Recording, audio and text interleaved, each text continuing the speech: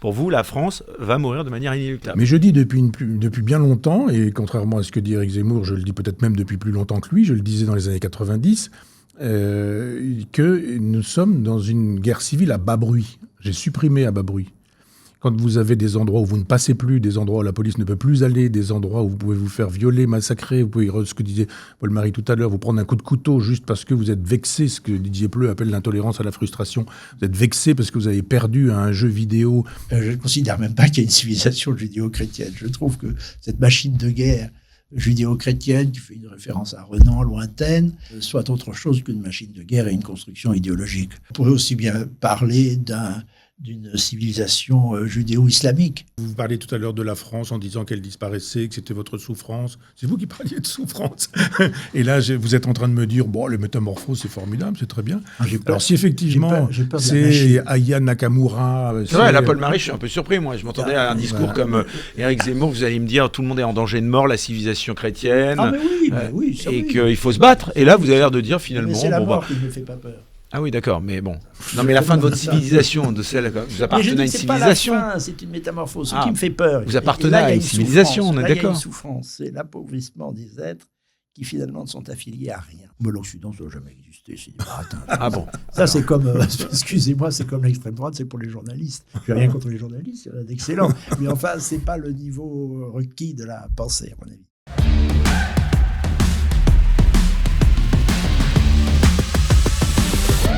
Gonna take on the world.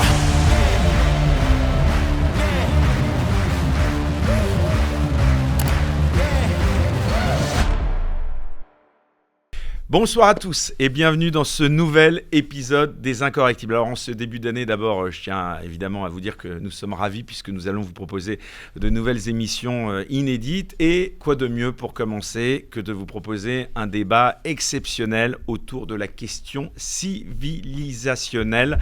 Donald Trump a récemment affirmé que l'Europe faisait face à une disparition de civilisation. Voilà ces mots, une déclaration spectaculaire mais qui fait écho à un malaise plus profond. Crise du sens, perte des repères moraux, déchristianisation, tensions identitaires. Beaucoup ont l'impression que notre civilisation vacille. Alors, sommes-nous réellement en fin de cycle ou existe-t-il encore une voie pour enrayer le déclin ? Pour en débattre, j'ai décidé de convier ce soir autour de cette table tout d'abord un philosophe. Il est fondateur de la revue Front Populaire, bien connu des Incorrectibles, Michel Onfray. Bonsoir. Bonsoir. Merci beaucoup d'avoir accepté cette invitation. Et face à vous, cher Michel Onfray, il est essayiste, ancien député européen, fondateur lui aussi de sa revue, Le Nouveau Conservateur. C'est Paul-Marie Couteau. Bonsoir. Bonsoir Eric. Merci beaucoup Paul-Marie Couteau d'avoir également accepté cette invitation. Alors je tiens à préciser que nous enregistrons ce débat dans les conditions du direct. Il n'y aura donc aucun montage, que les choses soient bien claires. J'ai l'impression d'être devant un débat présidentiel. En tout cas, merci à tous de nous soutenir, de liker, de mettre des pouces levés, de commenter. Bien sûr, c'est uniquement grâce à vous qu'on peut faire ces émissions. D'ailleurs, merci à tous ceux qui nous soutenaient également sur Substack. Nous sommes également diffusés, donc en plus de YouTube. Alors, nous allons bien sûr parler de cette question de la civilisation au sens général. Tout d'abord, une question très simple à tous les deux. D'abord, pourquoi avoir accepté ce débat ? Michel Onfray, pour commencer. D'abord parce que Paul-Marie est intelligent, cultivé, qu'il a des arguments, qu'on peut débattre, que je l'écoute parfois sur Radio Courtoisie, pour le dire très précisément, et que j'apprécie ses arguments et qu'on peut, si on n'est pas d'accord, débattre, s'entendre sans s'insulter, et que c'est devenu de plus en plus rare, et que j'ai apprécié son travail sur le général de Gaulle, qu'il est souverainiste, Paul-Marie, et que... J'avais créé Front Populaire en disant que c'était la revue des souverainistes de droite, de gauche et d'ailleurs. Oui, donc vous vous présentez comme un souverainiste de gauche, on va dire, plutôt tendance... Oui, moi je reste très gaulien sur... gaulien ou gaulliste, on a du mal à utiliser ce mot-là, mais je veux dire, le dernier général de Gaulle fait partie de ceux qui font l'éloge du socialisme français et qui font l'éloge de Proudhon. Ce sont des choses qu'on ne dit pas. Mais l'association Capital Travail, par exemple, qui est une réponse à mai 68, ou éventuellement le problème civilisationnel envisagé par le général de Gaulle en compagnie de Malraux, et ce, depuis un discours de 41 à Londres, il y a chez le général de Gaulle un souci civilisationnel depuis très longtemps. Et il y a chez Paul-Marie Couteau ce souci civilisationnel ancien. Et puis, vous m'avez fait voir gentiment avant le début de l'émission, une phrase d'Éric Zemmour disant de oui, moi voilà. Oui, disant de moi qu'il y a 10 ans, quand il écrivait sur Suicide français, je lui reprochais d'être pessimiste. Il faut qu'il arrête, Éric, de dire des choses fausses. Il sait très bien que c'est faux. Et que nous étions au moins 2 pessimistes sur ce sujet-là, que je ne lui ai jamais reproché ça. Je veux bien lui reprocher d'autres choses. Mais je ne lui ai pas reproché à l'époque d'avoir été pessimiste. Je l'étais déjà. Et j'étais même en 1992, puisque j'avais écrit une espèce d'esquisse de ce qui est devenu Décadence.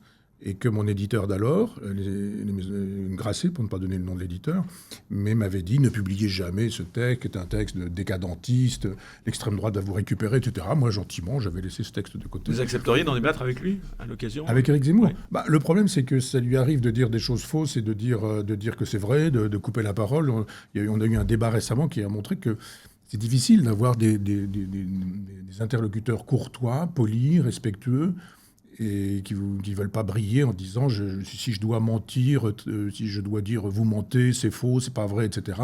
Non, je pense que cette période des dialogues possibles n'est plus possible. On ne peut pas dire ça, c'est faux. J'ai jamais dit une chose pareille. Ce sera l'occasion, en tout cas. Et c'est pas classe de le dire. On va lui lancer l'invitation. Je sais qu'il n'y aura pas ce genre de faux arguments. Non, en tout cas, vous définissez, je le disais, comme un souverainiste plutôt de gauche. Et face à vous, donc Paul-Marie, également, pourquoi vous avez accepté cette invitation? Et vous, avant, pour vous présenter, plutôt, on va dire, un identitaire de droite, c'est ça? Il faut revoir un peu votre topographie de la droite française, mon cher Eric. Oui, je suis comme Michel Onfray, décidément, je suis gaulliste ou gaulien. J'accepte gaulliste, si on prend les choses honnêtement. Bon. Ne font pas les gaullistes en général, certes. Mais il y a certainement chez le général de Gaulle une revendication d'identité, ça c'est un fait. Mais je pense qu'elle est quand même très dépassée. Elle est dépassée par un projet politique qui absorbe, sans le négliger, le débat, le combat identitaire. C'est un fait. D'ailleurs, même le souverainisme, autre chose qui nous réunit ici, tel que j'aurais dû d'ailleurs peut-être un peu théorisé à l'époque où j'en faisais grand usage, un peu avant tout le monde, il faut dire, dans les années 90, il y a plusieurs pieds au souverainisme. Ça, c'est un point dont je suis content de parler avec vous, Michel Onfray. Il y a ce à quoi il est trop résumé, c'est-à-dire la souveraineté nationale contre, par opposition ou défense des hégémonies extérieures ou des empires. Mais il y a aussi la souveraineté intérieure, c'est-à-dire la souveraineté de l'État en France, vis-à-vis des féodalités et des intérêts particuliers. Et il y a un troisième pied qui n'est pas secondaire, qui est la défense de l'identité, la défense de la singularité française. Le mot identité ne me gêne pas, avec évidemment le petit tremblement de sens qu'on peut introduire dans le mot identité, mais reprenons-le malgré tout. Et si j'ai accepté, alors pour répondre à votre question, je l'ai fait d'enthousiasme de rencontrer Michel Onfray, c'est parce que je vous disais, lors d'une conversation que nous eûmes il y a un an, que vous avez diffusée il y a un an, que j'avais de l'admiration pour Michel Onfray. Voilà. Et d'ailleurs, ça me permet de témoigner que son pessimisme est ancien, doublé d'une grande inquiétude, comme celle d'Éric, et je plaiderai quand même pour Éric Zemmour. Ça vaudrait le coup de le retrouver tout de même. Il est capable de courtoisie. On va organiser cela. Mais alors justement... Depuis qu'il est devenu candidat au présidentiel, c'est plus le même homme. Il est toujours dans du média training et il est obsédé par les campagnes présidentielles, ce que je peux concevoir. Il a un peu changé. Oui, mais ça rend difficile le débat parce qu'il a toujours l'œil rivé sur cette perspective qui fait que, je ne vais pas dire qu'il a cessé d'être un intellectuel, mais il a mis l'intellectuel qu'il était au service d'une campagne personnelle. Et ça, c'est parfois au détriment de la vérité historique. Son dernier petit livre, par exemple, j'aurais aimé qu'on puisse en débattre, mais l'invention de l'individu par le christianisme, l'idée que la scolastique brille par son talent pour le scepticisme, ça, c'est des choses qu'on ne peut pas entendre. Ou l'idée que le judéo-christianisme, c'est formidable si les juifs cessent d'être juifs et si les chrétiens cessent d'être chrétiens. C'est des choses sur lesquelles on devrait pouvoir débattre sans s'entendre dire c'est pas vrai, c'est faux, de se faire interrompre. Et c'est difficile quand on est dans une campagne présidentielle perpétuelle de pouvoir débattre sereinement, justement. Justement, un débat entre lui et vous sur tous ces sujets. Eh bien, écoutez, on va s'y pencher. Alors, bon, chers messieurs, j'aimerais qu'on se concentre sur le vôtre. De la sympathie pour lui, hein, j'entends bien, je dis ces choses sévères parce que... Qu'est-ce que ce serait si vous n'en aviez pas? Je pourrais vous faire voir. Bon, en tout cas, chers messieurs, le débat et le sujet de ce débat ce soir, c'est la civilisation. Et justement, je pense que ça va être passionnant parce que ce qui est agréable, c'est que je pense qu'il va s'inscrire dans un respect mutuel. Mais vous avez quand même, je le sais, des contradictions et des points de désaccord. Alors, j'aimerais tout d'abord vous poser à l'un et à l'autre une question tout à fait simple. Et j'aimerais voir si vous apportez la même définition au principe de civilisation. Est-ce que vous pourriez chacun me donner une définition, la vôtre, de ce qu'est la civilisation ? Et en question sous-jacente, est-ce qu'il y a, selon vous, une hiérarchie des civilisations ? Mais d'abord, on commence par qu'est-ce que c'est la civilisation pour vous, Michel Onfray ? On ne peut pas faire l'économie de la définition qu'en donne Malraux. C'est ce qui se cristallise autour d'un texte sacré. Donc, ça peut être la Bhagavad Gita, ça peut être les lois de Manu, ça peut être le livre de sagesse des Égyptiens, et puis par la suite, ça peut être la Torah, ça peut être la Bible, ça peut être le Pentateuque, les 5 premiers livres de l'Ancien Testament. Donc, il y a bien une civilisation chrétienne, mais française évidemment. Aussi. Alors, il y a une civilisation judéo-chrétienne qui rend possible un Occident, ce qui fait que quand vous êtes en Nouvelle-Zélande, quand vous êtes en Australie, quand vous êtes en Colombie, ou quand vous êtes en France ou en Italie, vous avez des choses en commun qui sont beaucoup plus importantes que ce qui vous sépare. On pourrait presque faire de l'humour en disant, par exemple, il y a des civilisations où on mange du chien et des civilisations où on ne mange pas de chien. Et donc, vous avez des abattages de chiens en Chine, par exemple, en Thaïlande ou en Corée. Et puis, voilà, c'est-à-dire vous avez des habitudes alimentaires, vous avez des habitudes corporelles, vous avez des habitudes philosophiques, vous avez des habitudes esthétiques, vous avez des civilisations iconophiles, des civilisations iconoclastes. Civilisations iconophiles qui représentent l'image du corps du Christ, du visage du Christ ou des saints, et puis des civilisations iconoclastes qui disent c'est interdit, les juifs, les musulmans, par exemple.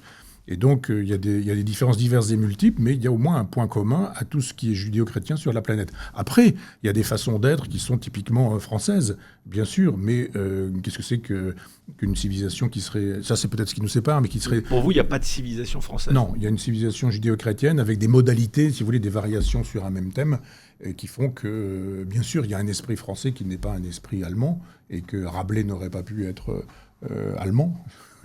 Par exemple, on peut dire une chose comme ça, ou qu'il n'est pas étonnant que Cervantes soit espagnol et pas italien, etc. Qu'il y ait un sens du tragique, parce qu'il y a une présence musulmane, par exemple, chez les Espagnols, qu'on ne trouve pas chez les Italiens, et que l'opéra des Italiens, par exemple, montre une espèce de joie de vivre qu'on ne trouve pas dans l'opéra. On parlait un petit peu hors micro tout à l'heure de Wagner, mais qu'on ne trouve pas chez Wagner. Wagner n'est pas un auteur, n'est pas un dramaturge, n'est pas un musicien français. Et quand Nietzsche oppose Bizet à Wagner, c'est parce qu'il a compris que, bien qu'européens tous les deux, il y en a un qui est l'homme des brumes du Nord et du leitmotiv et de la puissance et de la violence du Valhalla, etc. Et puis l'autre qui est léger, Bizet en l'occurrence, et que l'un peut être présenté comme l'antidote de l'autre. On sait que quand il écoute Carmen dans le sud de la France, Nietzsche, il trouve le contrepoison de Wagner. Et pourtant, ces deux-là sont des Européens judéo-chrétiens. Ces deux-là, c'est-à-dire Wagner et Bizet. Paul-Marie Couteau. Alors, c'est très intéressant tout ça, d'autant qu'on esquisse une autre question que vous n'avez pas posée encore, Éric. Civilisation européenne ou civilisation française, et civilisation européenne avec un pluriel. Vous avez commencé à répondre et j'aurais fait les mêmes réflexions. Tout de même, je voudrais rectifier 2 petits points. Un qui vous paraîtra mineur, mais qui n'est pas loin de notre conversation, à propos de Proudhon, Michel Onfray. Oui, De Gaulle a aimé Proudhon, en tous les cas, il l'a très bien connu. Et vous savez peut-être que sa tante, qui était monarchiste et révolutionnaire... Sa grand-mère, oui, sa grand-mère. Avait écrit un essai... Une nécrologie. Sur Proudhon, une nécrologie élogieuse quand Proudhon est décédé. Mais tout de même, il y a en effet une pensée de la participation chez Proudhon. C'est peut-être pas là que De Gaulle l'a trouvé. Il l'a trouvé dans le fameux programme qui a été important au XXe siècle du comte de Chambord. C'est très inspiré du catholicisme social. Oui, c'est vrai. Et d'ailleurs, Proudhon n'est pas étranger non plus, d'une certaine façon. C'est tout à fait la même famille. Mais c'est important parce que ça montre des filiations qui sont très étranges. Alors, en effet, il y a une dimension catholique, mais qui sont très étrangères aux filiations d'aujourd'hui. On n'arrive pas à comprendre ça. Ce que vous dites sur Proudhon, oui, De Gaulle a aimé Proudhon en même temps que le programme du comte de Chambord et le catholicisme social qui l'a beaucoup inspiré. Un autre point, d'accord sur la définition, je suis un peu baba parce que j'aurais donné la même, j'aurais fait référence à Malraux, c'est une civilisation. Et je crois qu'il dit une civilisation, c'est une religion et tout ce qu'il y a autour. Il dit religion et non pas texte sacré. Je me retiens d'utiliser, d'approuver le texte sacré parce qu'il y a une civilisation hellénique ancienne. Elle n'est pas construite autour d'un texte sacré. Il n'y a peut-être pas nécessairement un texte. Il y a une religion. Reste à savoir ce qu'est une religion. Mais le mot religion a quelque chose qui apporte sur la table peut-être notre grande divergence, c'est la question de la transcendance, des arrière-mondes, comme dit Nietzsche, justement. Il y a quelque chose à voir avec la pensée des arrière-mondes, de l'arrière-monde, c'est-à-dire de la transcendance, dans ce qui font une religion, ça va sans dire, et donc une civilisation. Et peut-être qu'on peut d'ores et déjà poser une grande question, peut-on penser une civilisation sans avoir je pense que vous n'êtes pas d'accord, sans avoir une conscience d'un arrière-monde, en tous les cas d'une transcendance. Bah, je vais vous décevoir, parce qu'on est d'accord tous les deux. Ah bon, encore Bon, bah, on va arrêter le débat. Non, mais vous avez raison de dire que quand je parle des textes, c'est parce qu'on peut s'y référer. Et donc, on peut, si on a l'épopée de Gilgamesh, par exemple, il nous en reste des fragments, mais on peut renvoyer à ce texte-là. Simplement, il n'y a évidemment pas de livre pour la civilisation préhistorique. Or, il y a une civilisation préhistorique. Parce qu'il y a des témoignages. Donc oui, vous avez raison, je parle du livre, parce que c'est clair, quand on dispose de la Bhagavad Gita ou la Torah, c'est évidemment très simple. C'est plus compliqué avec l'épopée de Gilgamesh, et puis ça devient complètement difficile dans les civilisations sans écriture. Donc quand vous me parlez des Grecs, je ne vais pas vous renvoyer à l'Iliade et l'Odyssée, ça ne suffit pas pour constituer une civilisation, mais il y a une civilisation orale. Oui. Il y a une civilisation orale, et d'ailleurs Homère et peut-être le prête-nom de quelqu'un qui, un jour, s'est mis à écrire ce qui se racontait à l'oral. Donc il faut une vision du monde. Et cette vision du monde, je suis d'accord avec vous, elle renvoie à un arrière-monde. Moi, ce qui m'émeut le plus quand Qu'est-ce que vous appelez l'arrière-monde? Alors, ce que Nietzsche appelait, on avait ce clin d'œil nietzschéen tous les deux, mais l'arrière-monde, c'est un monde qui n'existe... Enfin, c'est un monde postulé par ceux qui y croient. Moi, je n'y crois pas. Allez jusqu'au bout de votre pensée, bah oui, mais cher Michel, qui n'existe pas, dites-vous. Ben oui. Eh ben non. Ben oui, mais c'est ça qui nous sépare. C'est-à-dire que Platon dit qu'il y a un univers qui est le monde des idées intelligibles, et cet univers donne son sens à cet univers-ci. Donc tout ce qui fait cet univers, c'est-à-dire la matière, la réalité, le temps, l'espace, etc., ça n'existe pas dans les arrière-mondes. C'est un autre monde qui donne son sens à ce monde-ci. Pour moi, c'est la religion. Comment ? Je comprends bien, c'est la religion. La religion, c'est effectivement, se constitue avec... La religion habite les arrière-mondes. Et je vous disais tout à l'heure que ce qui m'émeut le plus, évidemment, qu'il n'y a pas des livres de l'homme préhistorique, mais en revanche, on a par exemple des calendriers lunaires, et qui sont gravés sur des... J'ai oublié de le préciser, vous êtes athée aussi. Oui, bien sûr, oui. C'est important. Bien sûr, mais je le suis resté, contrairement à ceux qui pensent que je suis en quête de Dieu, que je l'ai peut-être trouvé, que je le cherche, ou je ne sais quoi. Et donc, vous voyez que quand il y a des gravures sur ces os de rennes, par exemple, ces bois de rennes, et qu'on a le calendrier lunaire, on a aussi le calendrier solaire, c'est-à-dire qu'on sait que... On ne sait pas que le Soleil est au centre, que la Terre tourne sur elle-même, autour du Soleil, de manière elliptique, qu'il y a des équinoxes, qu'il y a des solstices, etc. On ne sait pas tout ça. Mais d'un point de vue empirique, l'homme préhistorique l'a bien compris. Il voit bien que quand nous allons vers le solstice d'hiver, il y a de plus en plus de nuit, de moins en moins de lumière. Et donc de moins en moins de feuilles aux arbres, et puis après plus de feuilles aux arbres, puis après plus de sève, plus rien du tout. Puis après, il voit réapparaître les bourgeons, il voit réapparaître la lumière, etc. De manière très empirique, ça se dit. Donc ça ne s'écrit pas. Mais parce qu'il n'y a pas d'écriture. Mais ça se dit. Et probablement un vieux chaman, un vieux sage, un vieux druide, un peu plus tard, mais à cette époque-là, peut très bien transmettre un petit, je veux dire, un jeune, un garçon, enfin j'en sais rien, mais il peut transmettre à quelqu'un en lui disant « Je vais t'expliquer le soleil, la nature, les saumons qui vont remonter, les ours qui vont sortir de la tanière, quand on va pouvoir pêcher, quand on va pouvoir commencer à semer, quand on va pouvoir commencer à récolter, etc. » Paganus, le païen, c'est celui qui est un paysan. Et donc, le sens du sacré, et je suis entièrement d'accord avec vous, il faut un sens du sacré. Simplement, pour moi, l'arrière-monde, il est dans l'ici-bas. C'est-à-dire que si on sait comment fonctionne un arbre, la sève, etc., comment la lumière produit des effets sur le fait de bourgeonner, d'avoir des feuilles d'abord, puis des bourgeons, puis des fleurs, puis des fruits, puis etc., on a compris qu'il y avait quelque chose qui donnait son sens à ce monde-ci. Alors après, si vous habitez ce monde-là en disant « il y a des dieux, il y a un dieu », etc. Eh bien, vous avez créé la religion. Alors, au départ, c'est plutôt l'animisme. C'est-à-dire, vous pensez qu'il y a du sacré dans une fleur, vous pensez qu'il y a du sacré dans un arbre, vous pensez qu'il y a du sacré dans une pierre, qu'il y a du sacré dans une source. Puis après, vous êtes polythéiste. Donc, vous passez du totémisme à l'animisme, de l'animisme au polythéisme. Puis un jour, vous avez le monothéisme et civilisation de l'écriture. Vous avez des gens qui commencent à dire « j'écris, je raconte », et après je raconte le commentaire du commentaire du commentaire. Vous avez la Torah, qui va donner ensuite le Talmud, qui donnera ensuite le Coran, etc., et la civilisation du livre.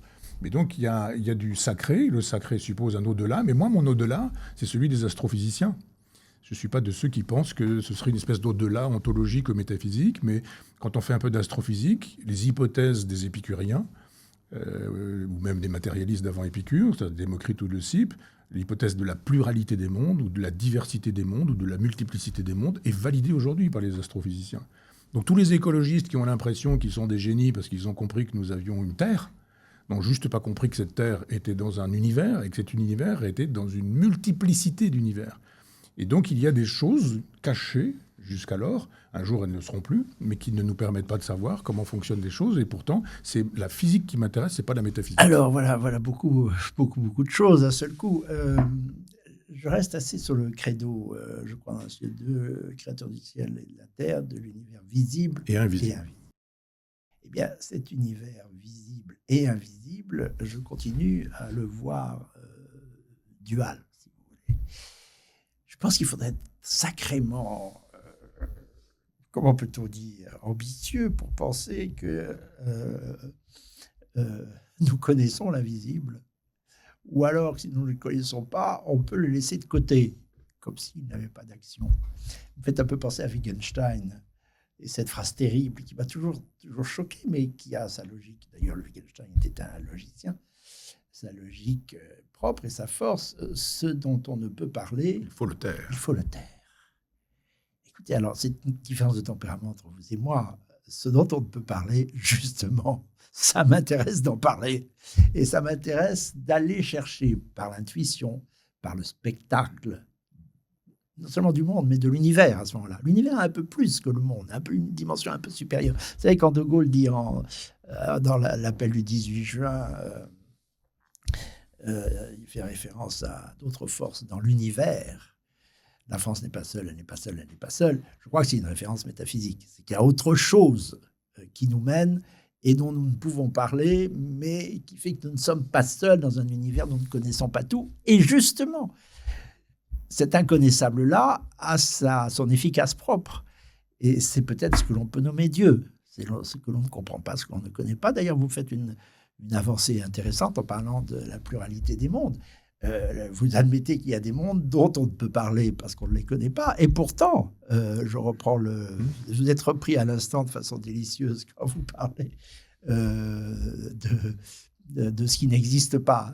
Ce n'est pas parce que nous ne le connaissons pas que ça n'existe pas.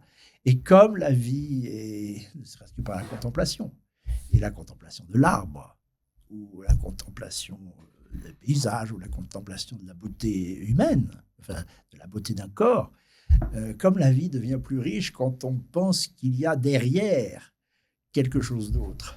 Voilà. Vous pouvez m'expliquer, par exemple, où est le Christ, où est Jésus quand il monte au ciel et qu'il s'assied à la droite du Père?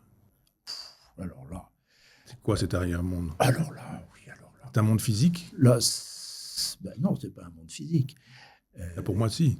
Il n'y a que des mondes physiques. C'est pas parce que je renvoie à des pluralités de mondes que pour autant je dis, non, c'est un monde ontologique. C'est là où, alors là, pour le coup, je vais vous faire plaisir. Il y a évidemment une lecture très symbolique des évangiles. Si elle n'est pas symbolique, c'est-à-dire que si on ne prend pas le pied de la lettre, et c'est d'ailleurs ce qui fait un peu la... Je ne pense pas qu'il y ait une supériorité, pour reprendre la question d'Éric Morillo, d'une civilisation sur une autre. Mais il y a tout de même une supériorité assez marquante dans un christianisme, et je dis franchement les choses, un catholicisme. C'est étonnant ce que vous dites là, parce que Éric Zemmour, justement, dont on parlait tout à l'heure, a considéré que selon lui, la civilisation judéo-chrétienne était supérieure aux autres, justement. C'était son droit, disait-il. Peut-être. Et vous ne le pensez pas, ça, vous? Non, pas du tout. Non, pas du tout. Vous, Paul Marie Couteau, vous ne considérez pas que la civilisation judéo-chrétienne est, selon vos critères, supérieure aux autres? Moi, je ne considère même pas... Alors, je dévie un peu par rapport à ce que j'étais en train de dire, mais je ne considère même pas qu'il y a une civilisation judéo-chrétienne. Je trouve que cette machine de guerre judéo-chrétienne, qui fait une référence à Renan, lointaine, mais qui a surtout été mise en avant dans les années 70, quand Israël s'est trouvé mise en difficulté et a eu à besoin de faire appel au monde chrétien, justement, face au monde musulman, soit autre chose qu'une machine de guerre et une construction idéologique. On pourrait dire aussi bien, d'ailleurs, je ne sais pas si Michel Onfray n'est pas d'accord avec moi, je devine qu'il peut l'être, on pourrait aussi bien parler d'une civilisation judéo-islamique, car il y a aussi beaucoup de passerelles entre la religion judaïque et l'islamisme, ne serait-ce que cette obsession de la loi. Oui, par les Nazoréens, qui sont une secte. Ah oui, simplement. Absolument, bien sûr. Donc c'est une construction judéo-chrétienne, je ne la fais pas mienne, et c'est pas parce qu'Éric Zemmour l'utilise et en fait des livres que je changerai d'avis. Mais je revenais sur ce point tout de même assez important. Il y a dans le christianisme un flottement du dogme. Alors je sais que vous ne voyez pas ça comme ça, parce que vous êtes passé, hélas, par les Salésiens dans votre enfance. Et ça n'explique pas tout. Ça prédit. Non, je ne dis pas ça. Je sais que vous n'aimez pas Freud, que vous n'aimez pas le retour, mais bon, on en parlera peut-être.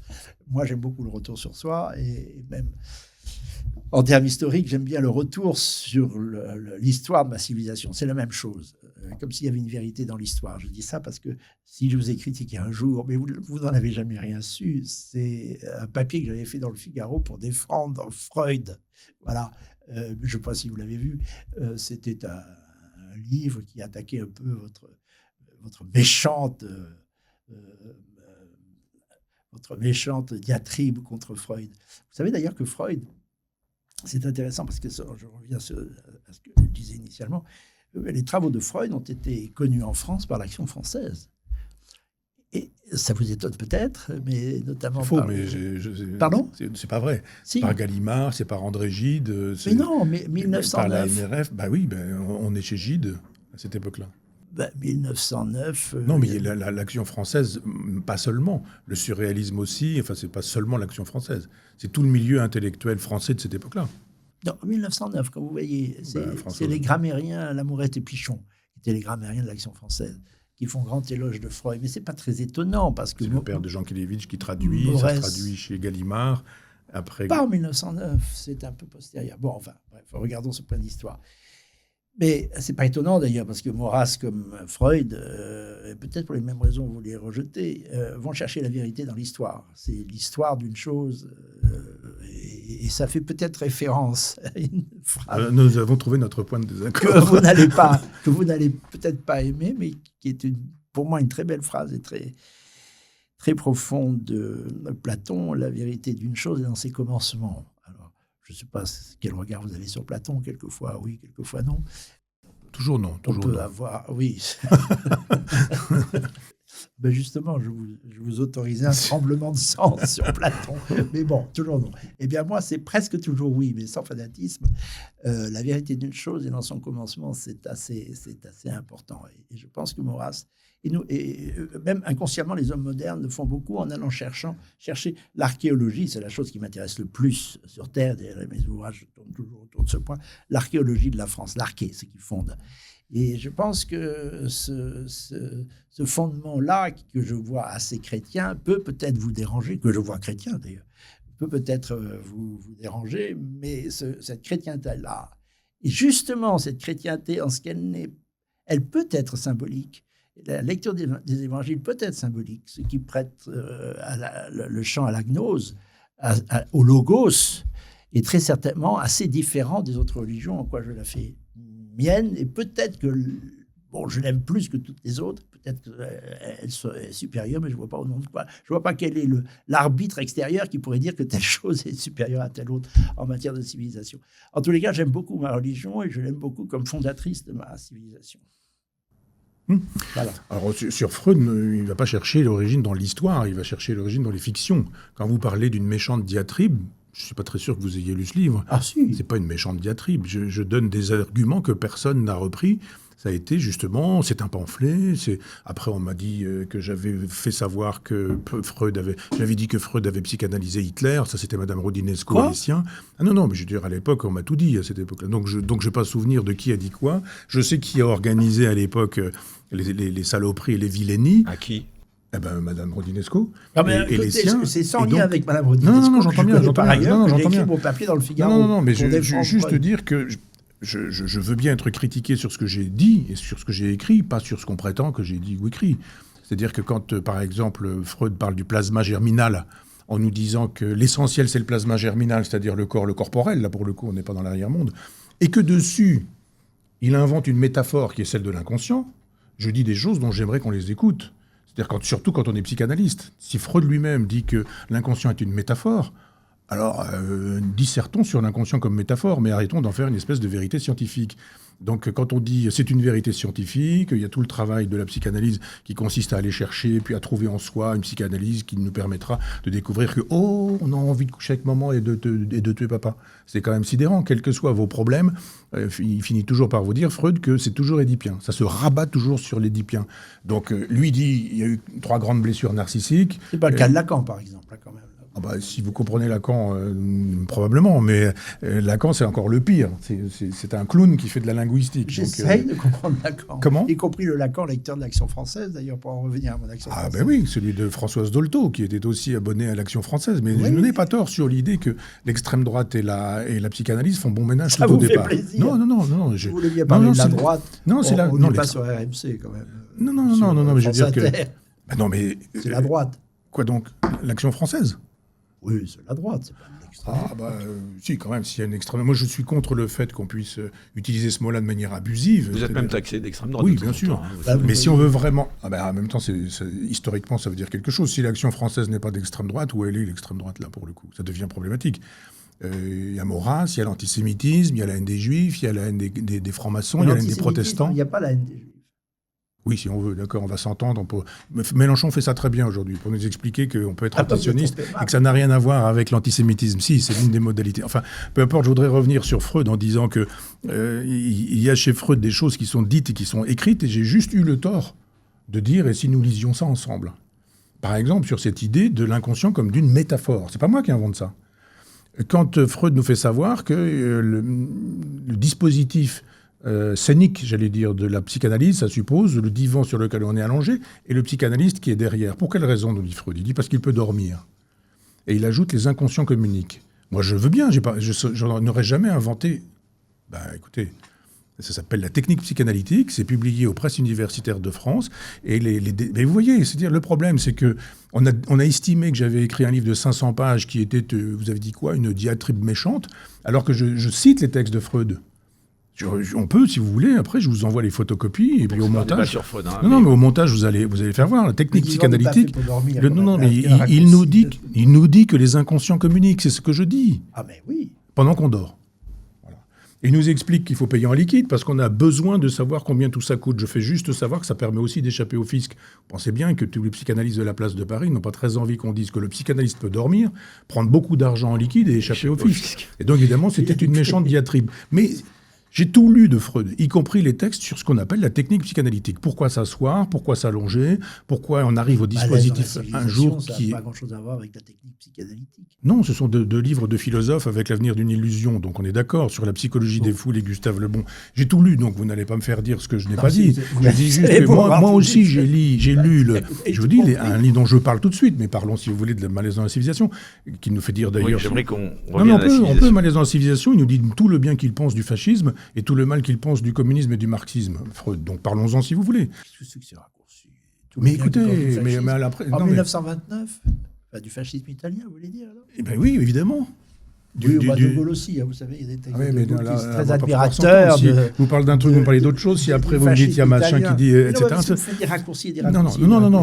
Churchill, De Gaulle étaient des admirateurs du premier fascisme italien. Bon, alors on peut dire que Freud aussi, en tous les cas, je sais bien qu'il le cite. Continuons si vous voulez sur ces débats-là, mais vous m'agressez sur Freud en me disant que je fais un pamphlet, je sais pas quoi, je vous dis non, c'est argumenté, je cite des textes, vous me parlez d'autres textes, on va parler d'autres textes, mais je ne pense pas que c'était le sujet, mais on peut utiliser, on peut y aller. Moi, je veux bien. J'ai aussi lu une très longue introduction, mais on va rentrer dans le sujet. J'ai aussi lu ces textes-là. J'ai aussi lu les textes où il nous fait l'éloge des régimes autoritaires. Freud, il nous fait l'éloge du chancelier Dollfuss. Il nous fait l'éloge de la pendaison des communistes dans les rues de Vienne, etc. Et tout ça, on me dit, c'est pas vrai. Freud est un homme de gauche. Il n'a jamais été un homme de gauche. Il a même été un homme qui a soutenu l'extrême droite. Donc, dans ses échanges avec... Dollfuss, bon, enfin... Ben oui, Dollfuss, c'est quand même pas... Vous allez encore dire qu'il n'est pas d'extrême droite. Qui est d'extrême droite, alors, finalement ? Si Maurras n'est pas d'extrême droite, si l'Action française n'est pas d'extrême droite, si Dollfuss n'est pas d'extrême droite, qui est d'extrême droite ? Je dirais même en boutade que même Hitler n'est pas d'extrême droite. Je le trouve très moderniste et très gauchard à bien des Bon, égards. on va peut-être pas aller sur ce terrain, mais en tout cas, j'aimerais qu'on revienne au débat, au sujet de ce débat, la civilisation. Donc voilà pour la très longue introduction. L'extrême droite qui devient vraiment. Vous ne considérez pas d'extrême droite, Paul-Marie Couteau. Ça vous froisse quand on vous dit. Je ne suis pas du tout extrémiste, moi, d'abord, pour commencer. Bah non, on le voit bien. Bon. Mais il faut faire attention, vous savez, à ces mots. Il y a des mots dont il faut faire l'économie. Mais justement, c'est moi Parce que qui vous suis en en êtes train en de... plus Il y a victime des mots Mais c'est aujourd'hui. moi il qui faut suis en faire train de l'économie dire, je de la veux que politique. nous puissions utiliser ce terme à bon escient. On ne le peut plus. On ne le peut plus, oui. Ah ben oui, mais y compris quand vous dites qu'il est plus nulle part, pendant que d'autres disent C'est qu'il sur est l'action partout. française. Et d'autres disent qu'il est partout. Alors non, il n'est pas partout, il n'est pas nulle part. Il est quelque part, et disons où. Et disons-le aussi dans l'histoire. Il y a des mots qui ne veulent plus rien dire. Ah ben justement, si les intellectuels contribuent à brouiller les cartes en disant que ces mots-là ne veulent plus rien dire, si, ça veut dire quelque chose. Il faut en faire Antisémitisme. l'économie, il faut pas les Non, il ne faut pas en utiliser. faire l'économie. Vous avez en face de vous des gens qui ne se gênent pas pour l'utiliser. Et il faut éventuellement Hélas. évangéliser les foules en C'est disant... compliqué parfois. Hein. Non, mais moi c'est mon combat. Je veux dire, j'ai lu par exemple... Essayer de convaincre Sébastien Delegueux, ça va être compliqué, je pense. Non, c'est pas ces gens-là, mais il y a des électeurs. Il y a une jeune génération, c'est plutôt à elle que je pense. C'est-à-dire que quand vous avez le cerveau détruit par l'éducation nationale, par les réseaux sociaux, il faut bien de temps en temps que vous ayez une parole alternative et que de temps en temps, quelqu'un qui nous entendrait aujourd'hui, qui aurait 19 ans, 20 ans, puisse se dire « Ah tiens, je vais aller voir par moi-même. Et puis je vais essayer de me faire un avis par moi-même. » Et qu'il ne s'agit pas de trancher en votre faveur ou en ma faveur, c'est pas ça le problème. C'est que les enfants, les jeunes, je veux dire, j'ai l'âge qui me permet de dire que ce sont des enfants quand ils ont 20 ans, puissent se dire, mais ce mot qui existe, est-ce qu'il faut y renoncer parce qu'il est mal utilisé? Non, utilisons-le véritablement. Il n'a jamais été bien utilisé. Souvenez-vous, quand en 65, Malraux s'amusait lors d'un grand rassemblement en faveur de la candidature du général de Gaulle à stigmatiser Mitterrand, quand il disait qu'il était l'homme de toutes les gauches, dont l'extrême droite. Vous voyez bien que c'était déjà assez polémique et que c'était de l'ordre de la boutade. Et je ne pense pas qu'on puisse utiliser vraiment sérieusement, peut-être même extrême gauche d'ailleurs, je ne pense pas qu'on puisse utiliser ces termes de façon si anodine que ça, et je pense même qu'on ferait bien d'en faire l'économie, je répète. Bon, en tout cas, merci pour ces C'est très bon longues pour la introductions, polémique. messieurs, s'il vous Non, mais plaît. c'est important. Non, mais je vois, c'est de Mais très haute les volée, mots, d'ailleurs, le les début mots. de ce débat. Donc maintenant, j'aimerais qu'on rentre dans le vif du sujet, à savoir Mais donc, nos la histoires. question de la civilisation. Oui, mais on s'égare un petit peu là, au niveau, moi je Ah, moi, je suivais crois la pas. peine. Non, je crois En pas. tout Non, cas, y compris sur la question de la civilisation. Et bien justement, ça Et des tombe bien mots, puisque et vous des mots. disiez que toute la vérité était dans le commencement. Moi, j'aimerais savoir si la vérité, elle peut pas être parfois dans la fin aussi, puisque donc on revient aux propos qui ont suscité mon envie de faire ce débat. Donc Donald Trump a laissé entendre que la civilisation européenne verrait sa fin dans 20 ans. Hein. Il a même donné un timing. Tout d'abord, j'aimerais que vous m'expliquiez, Michel Onfray par exemple, selon vous, les civilisations sont appelées à disparaître. Pourquoi ? Parce que si on fait justement un peu d'histoire, si on a un peu de mémoire, il n'y a pas de civilisation qui ait survécu pendant des siècles et des siècles, et elles ont toutes disparu. C'est-à-dire, si vous allez aujourd'hui en Égypte, plus personne ne croit en Horus. Si vous allez aujourd'hui à Athènes, plus personne ne croit en Zeus. Si vous allez à Rome, plus personne ne croit en Jupiter. Et vous avez eu là des très grandes civilisations. Ça fait rire Paul-Marie. Mais j'adore ça. Mais parce c'est que ironique ou c'est vrai? C'est une succession de vérités. Ah. Ça, c'est- Il me semble. oui. Et j'ai eu la chance, moi, par exemple, et je remercie les gens qui ont rendu ça possible, mais de visiter la grotte Chauvet.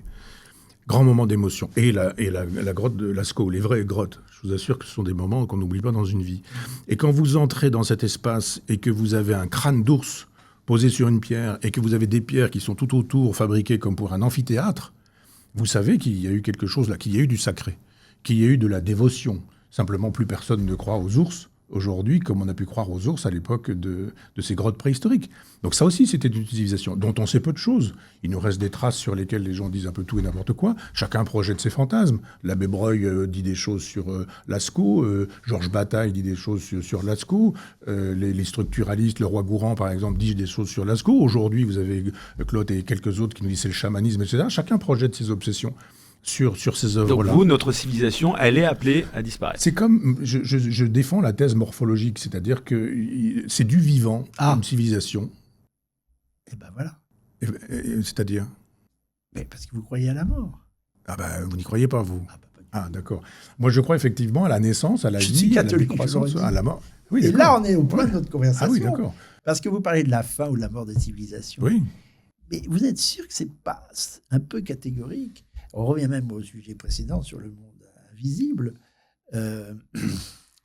La fin des civilisations, c'est peut-être aussi, comme pour nous tous et pour nos âmes, une métamorphose. Ah, mais je le crois. Métamorphose, Bien sûr. un changement de forme, mais pas d'être. Alors là, je reviens à Platon, votre cher Platon, mon cher Platon, qui est moins cher pour vous. Il peut y avoir des métamorphoses. Oui. Le monde est une succession de métamorphoses. Oui. Mais les métamorphoses défient la mort. Non, mais j'ai pas dit qu'il y avait une civilisation que ça mourrait, et puis le monde est rempli. il y avait une civilisation qui... Le monde est plein. Oui, non, mais... Il n'y a rien de neuf et rien de meurt. Alors écoutez, moi je Ça, c'est crois que ce qui arrive ce à qui un homme... est, ce qui n'est pas, n'est pas. Oui. Et c'est pour toujours. Et ce qui est, Oui, est pour oui, toujours. oui, oui. Ce qui n'est pas, n'est pas. Je comprends que vous soyez parménidien, je ne le suis pas. Mais je suis sais, héraclitéen, oui, et il y a deux oppositions. Mais on n'a pas le temps de rentrer dans le détail, mais on peut passer des heures sur la façon... Eric va trouver qu'on est trop stratosphérique. Ah non, mais c'est une un niveau, en civilisation, effet, elle décline comme un homme. Et si on est père de famille, je veux dire, vous êtes père de famille, vous avez fait des enfants, vous mourrez, vous avez transmis à des gens qui vont devenir vieux, qui vont mourir, qui vont transmettre aussi.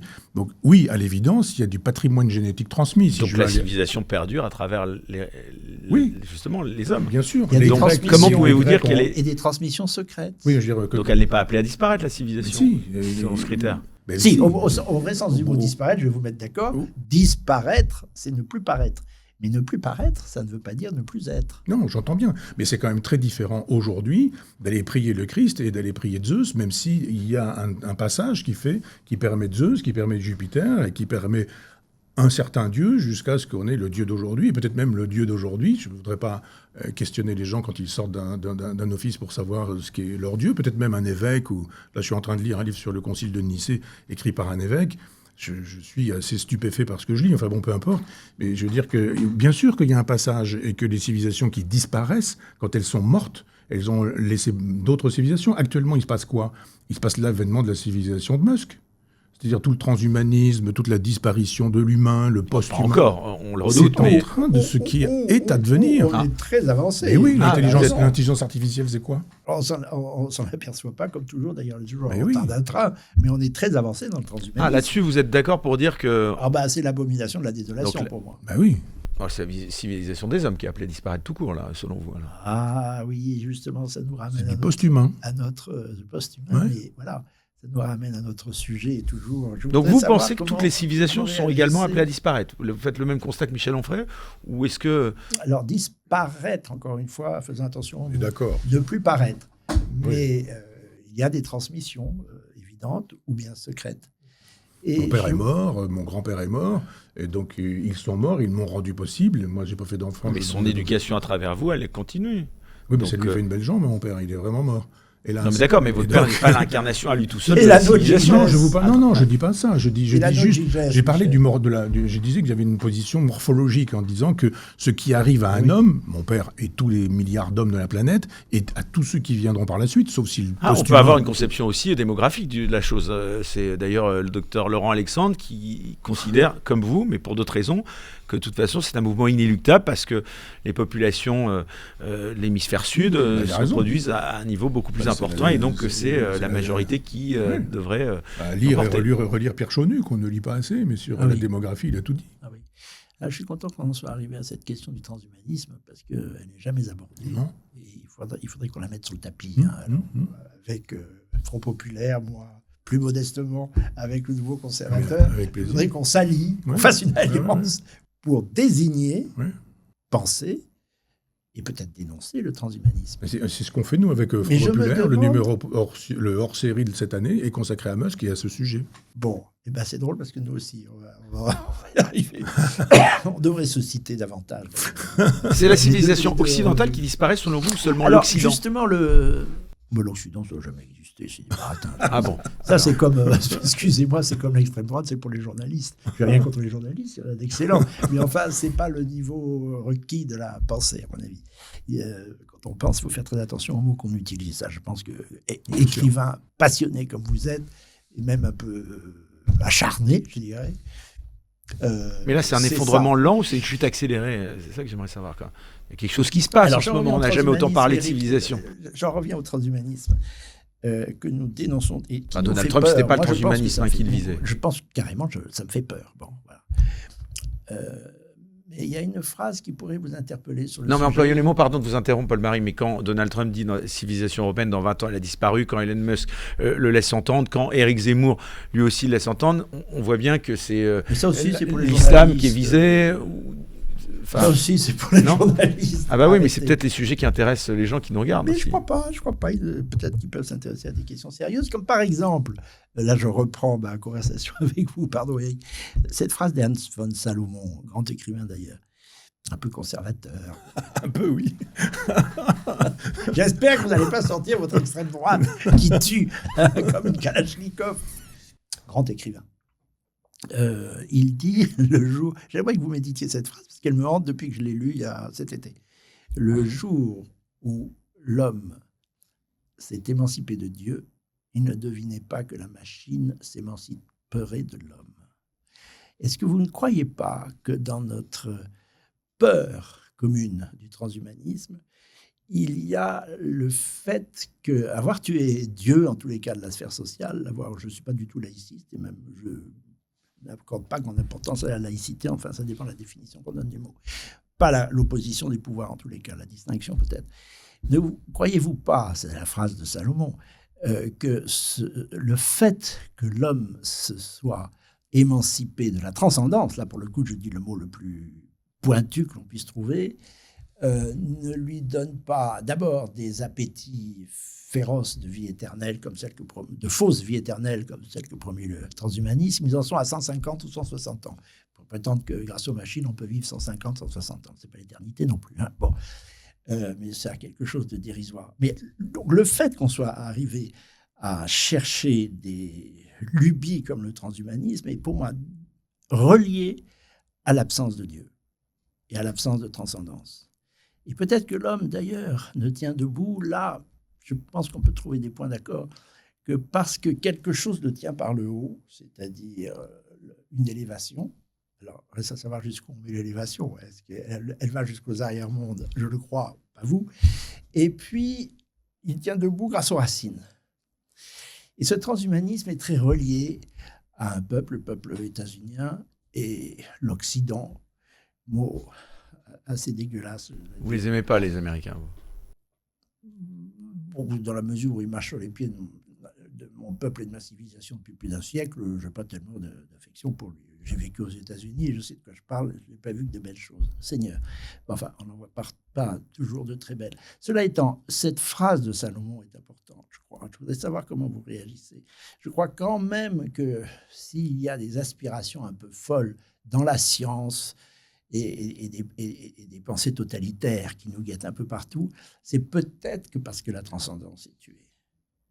Et peut-être que quand un homme a perdu ses racines et le sens de la transcendance, eh ben, il tombe tellement bas que les machines prennent le dessus. Vous comprenez? La civilisation pourrait tomber sans même s'en rendre compte, c'est ça que vous dites?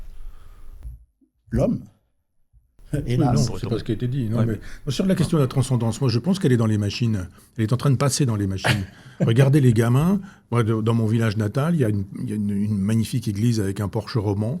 Et l'autre jour, il y avait des gamins qui étaient en train de tripoter leur téléphone portable. C'est le sacré qui passe dans les machines, pas la transcendance. Oui, c'est un peu la même chose. Eh bien non. Enfin, bon. Et donc, les gamins, ils tournaient le dos au patrimoine qui était là, mais 1000 ans de patrimoine, parce qu'ils étaient en train de discuter avec des copains qui sont des copains probablement de collège ou je ne sais quoi. Il y a quelque chose qui m'a beaucoup étonné un jour, c'est que j'ai découvert dans un fait divers qu'un Belge était en train... Alors ça n'a rien à voir, hein, ça se passait en Belgique, point à la ligne, quoi. Mais avait créé un avatar sur Internet, et il avait créé cette femme à sa main, à sa mesure.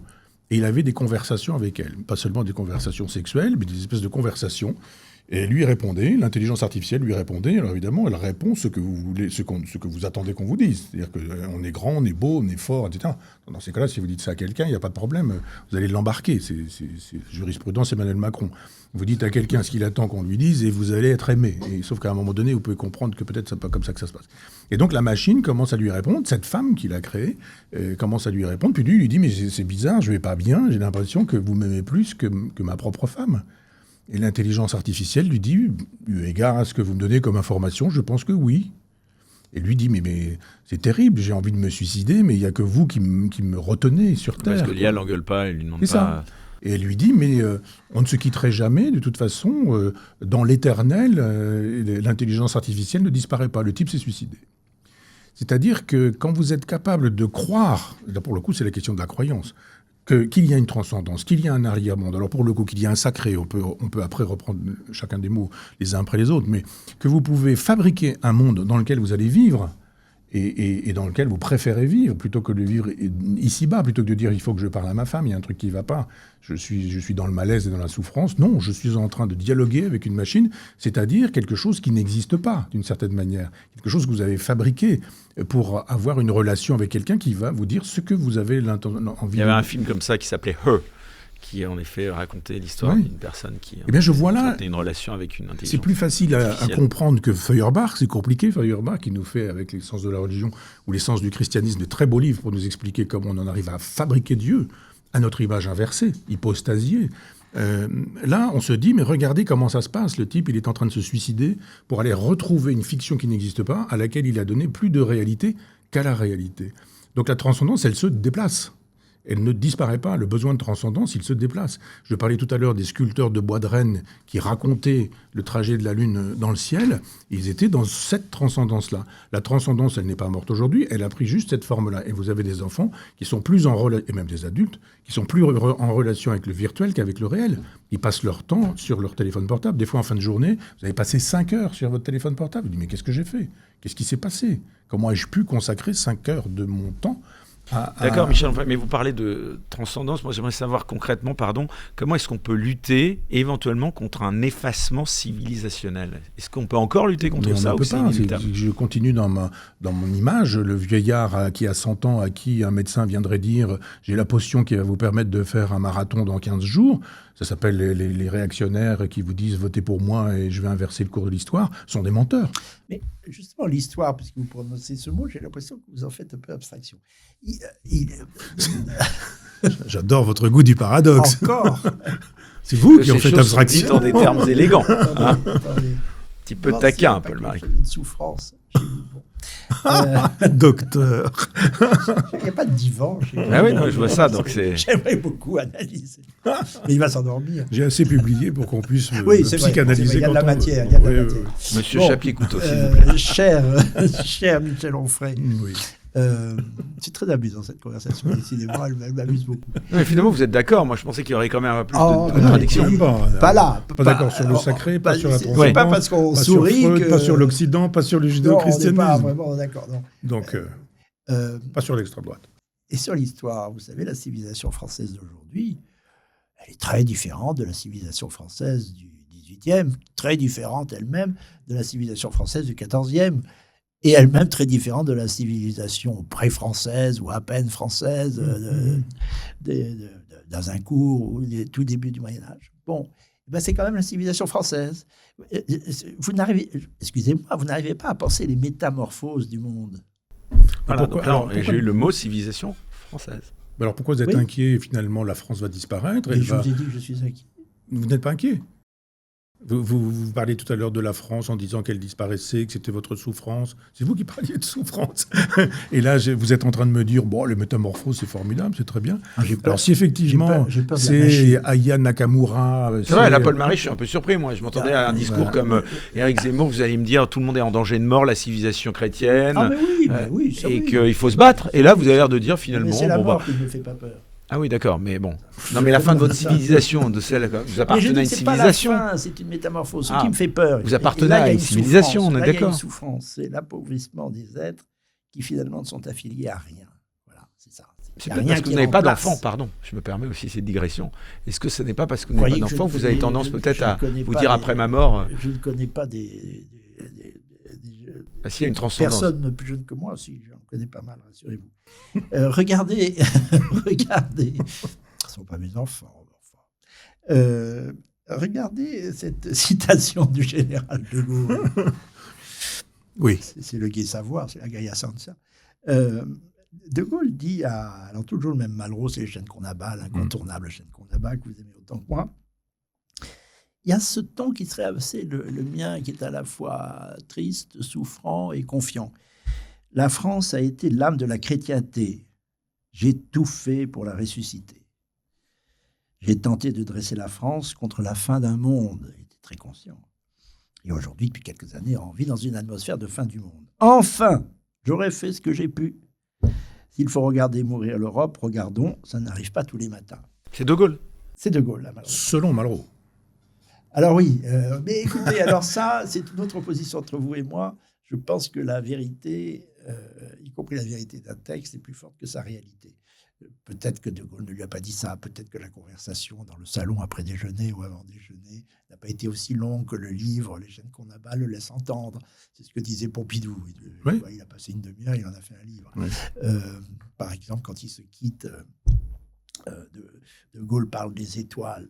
Or, Pompidou a la preuve qu'il a pris le Malraux train à Bar-le-Duc. à Chaumont, à Bar-le-Duc. À 15 ans. C'est 15 intéressant heures. là ce que vous venez de dire. Là, Des justement, étoiles, bon bref. Oui. Mais Revenons bon, à ces propos. peu importe, la vérité de ce texte est plus grande que sa réalité.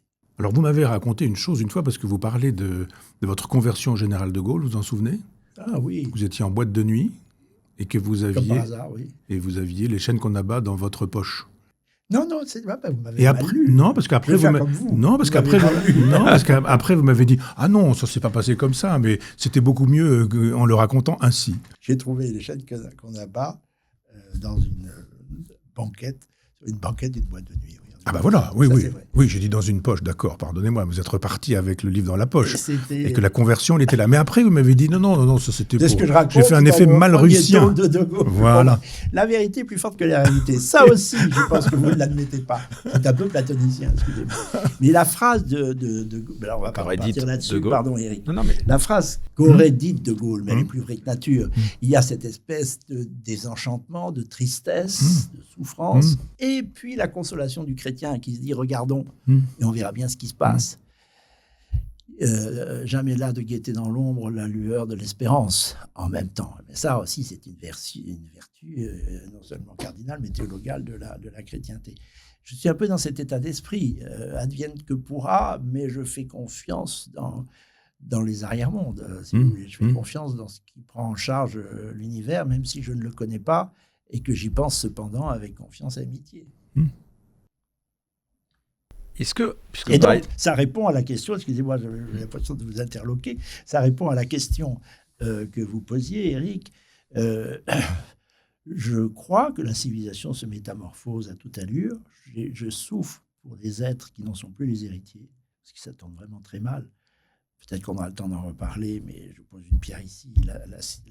Ce qu'il y a dans les cerveaux des enfants aujourd'hui, des jeunes, est effrayant. Ils sont délaissés, ils sont à un point d'inculture. Mais restons sur cette transition qui est pratique de effrayante, celle que vous avez mais citée. les renaissances sont toujours possibles. Est-ce que la politique peut infléchir le destin d'une civilisation, puisque vous parlez de De Gaulle? Est-ce que Donald Trump peut infléchir le destin d'une civilisation, en l'occurrence celle occidentale? Oui, en redonnant de la puissance à ce qu'il apporte. C'est indirect. La politique, c'est l'art de l'indirect. C'est pas la politique, ça consiste Donc on pas. peut lutter contre ce Ça déclin. ne consiste pas à poser, si vous avez une lésion sur la jambe, une cautère, si cette lésion est cancéreuse, le cautère n'y fera rien.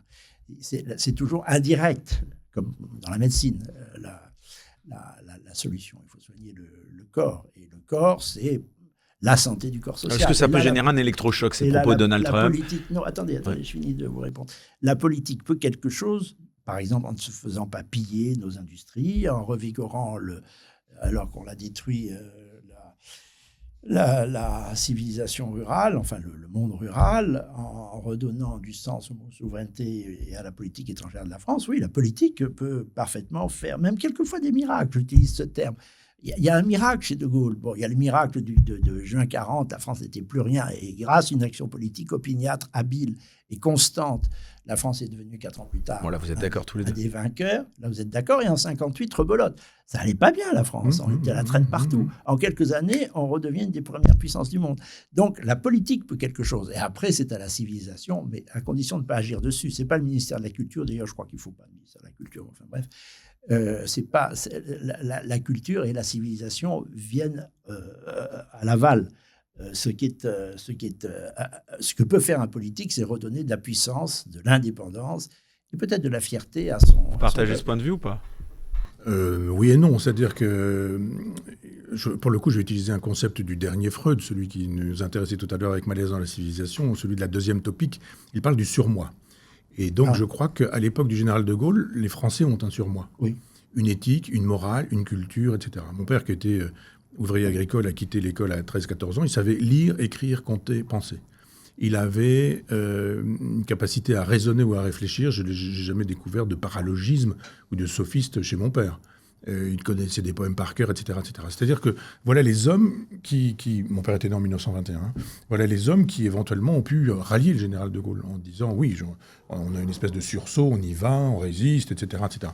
Le cerveau dont vous parliez tout à l'heure, et que nous déplorons aujourd'hui, le cerveau des gens d'aujourd'hui, pas seulement les gens qui ont 20 ans, c'est-à-dire les gens qui sont partis retrouver le général de Gaulle à Londres, mais c'est pas du tout le même cerveau, il n'y a plus de surmoi aujourd'hui. Il n'y a plus d'autorité, il n'y a plus de morale, il n'y a plus d'éthique, il n'y a plus de valeur. Le sens de l'honneur, à quoi bon ? L'obsession, c'est quoi ? C'est le fric, c'est la réussite. L'autre fois, je voyais quelqu'un qui me disait « Je voudrais être célèbre, comment est-ce qu'il faut faire ?» Je dis « Mais c'est quoi être célèbre, pourquoi faire ?» En gros, c'était « Je veux être célèbre. Je veux qu'on me voie, je veux qu'on m'arrête dans la rue, je veux des selfies ou ce genre de choses. » Il y a encore pire. Il y a eu pardon, je vous coupe peut-être, mais il y a eu 2, 3, 4... pour n'en rester qu'à l'année 2025. Événement effrayant. Et c'est là où je dis que je souffre quand même. Je souffre pour mes proches, pour les miens, si vous voulez. Ça s'est passé. Le premier s'est passé en février dernier. Un jeune homme jouait à un jeu dans l'Essonne. Je ne dis pas la ville parce que nord de l'Essonne. Et puis il avait perdu. Il était très très très en colère. Il va dans la cuisine, il prend un couteau, il sort. La première personne qui passe est une jeune fille. Il l'assassine parce qu'il avait perdu au jeu. Ça s'est reproduit 2 ou 3 mois plus tard en Haute-Marne, Michel. Ça, c'est encore pire. Un jeune homme qu'est-ce que vous voulez dire par là 16 ans se fait réprimander un vendredi soir, sorti de l'école. Il rentre chez lui furieux. Le surlendemain, le lundi, 2 jours plus tard, il arrive avec un couteau, toujours pareil, ces fameux couteaux. C'est assez grave d'ailleurs, parce qu'une mère de famille me dit « Je ne peux pas empêcher mon gamin en Corrèze de partir au lycée à l'école, parce qu'il me dit si j'ai pas de couteau, on va me taper dessus. » C'est effrayant. Et donc, mon garçon de Haute-Marne revient le lundi matin, toujours furieux de s'être fait réprimander 3 jours plus tôt. Il prend un couteau, il tue la première surveillante générale ou pas qu'il trouve à la porte du collège. Ça s'est passé à Ouassi, je crois, en Haute-Marne. Voilà où on en est. Oui. C'est ça qui me fait souffrir. Il faut pas dire parce qu'on n'a rien mis. On n'a plus ensemencer les cerveaux avec quoi que ce soit de la civilisation. Plus d'histoire, plus de Dieu. Pardon de le dire. Mais la transcendance a aussi un côté pacifiant. On perd beaucoup. En tout cas, vous êtes tous les deux souverainistes. Est-ce que, par exemple, le souverainisme peut répondre à des défis civilisationnels ? Ah oui.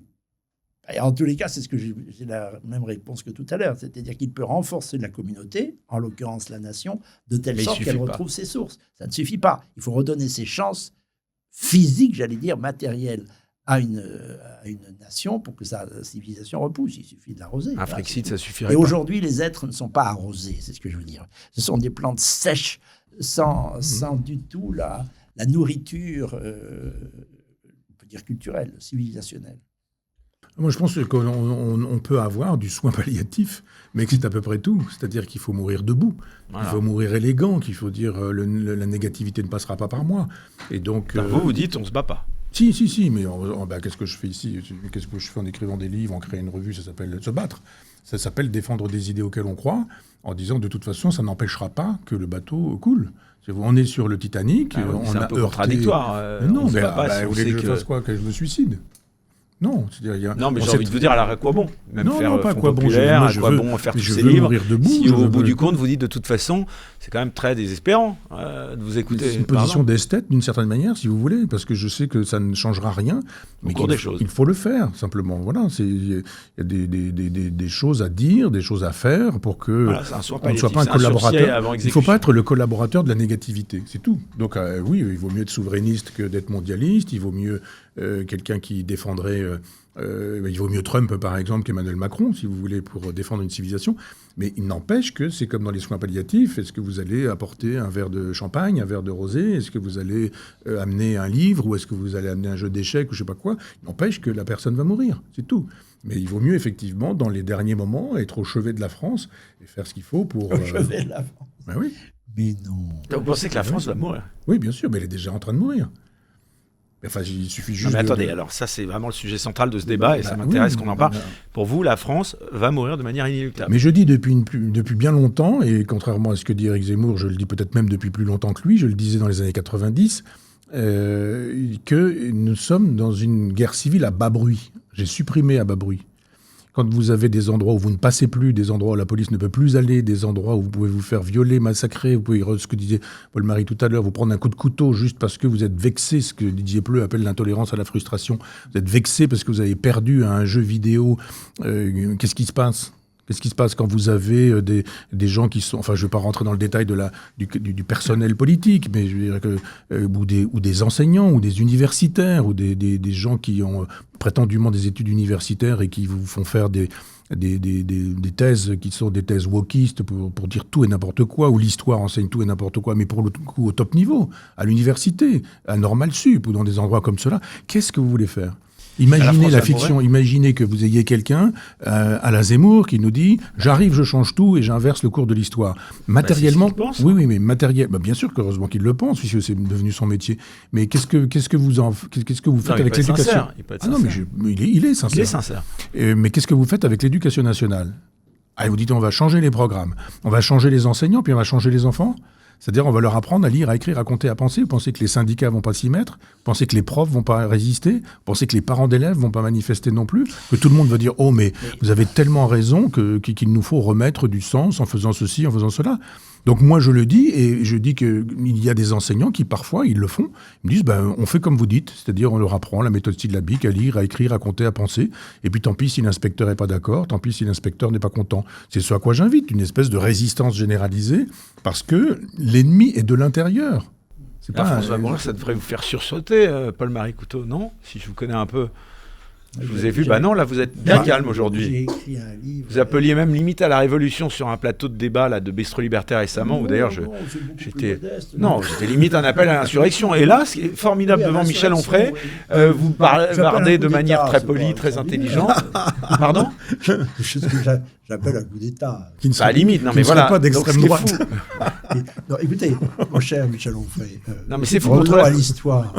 Vous connaissez le destin des républiques. En France, c'est le monarchiste qui parle. Il est plutôt